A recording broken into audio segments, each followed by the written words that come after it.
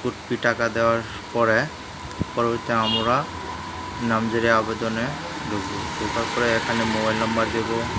এখানে বিকাশের ওই যে পেমেন্ট করার যে কোডটা ছিল সেটা এখানে বসায় দেব।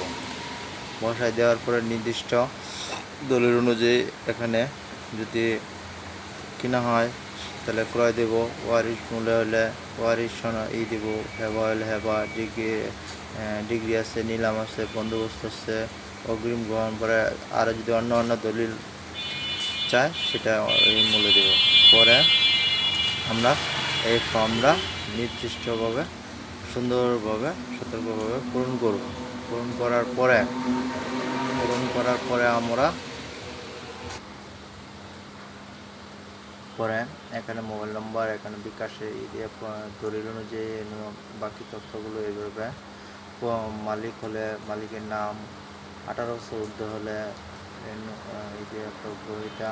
যদি আরেকটা কথা হলো যদি সকলের ভোটার আইডি কার্ড থাকে তাহলে তো বইতে, আর যদি ভোটার আইডি কার্ড না থাকে তাহলে না দিলে পরবর্তীতে এরকমভাবে অপশন আসবে। ঠিক আছে, আপাতত আমার যেহেতু আইডি কার্ড দেবো সেই ক্ষেত্রে আইডি কার্ডের করবো।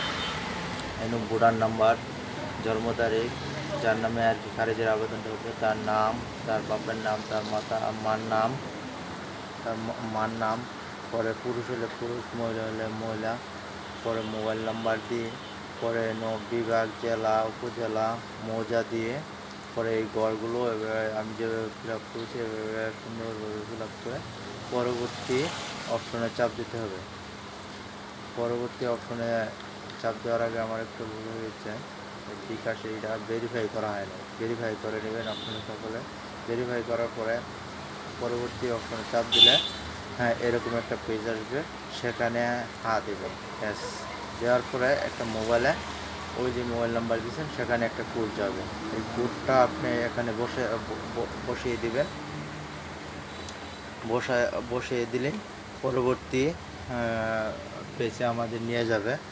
এর জন্য আমাদেরকে এই কোডটা আসার জন্য আমাদের অপেক্ষা করতে হবে। কোডটা আসার পরে আমরা এই কোডটা ওখানে বসিয়ে দেব।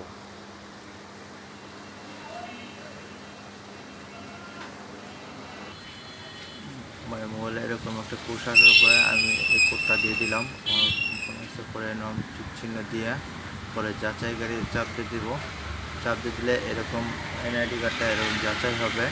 যাচাই হওয়ার পরে পরবর্তী অপশনে চাপ দেবে। চাপ দিলে এরকম একটা অপশন